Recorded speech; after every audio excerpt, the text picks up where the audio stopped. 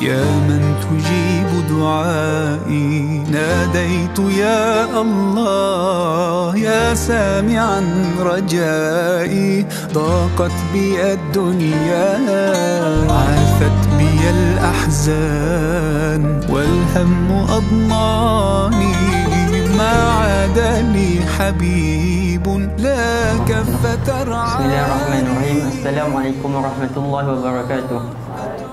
Alamin wassalatu wassalamu ala asyrafil anbiya wal mursalin wa ala alihi washabihi ajmain.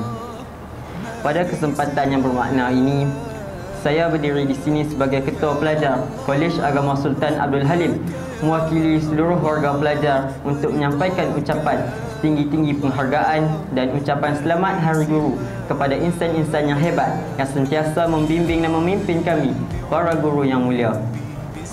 Guru di sini bukan sahaja menyampaikan ilmu, tetapi turut membentuk akhlak, jati diri serta menjadi contoh teladan dalam kehidupan seharian kami.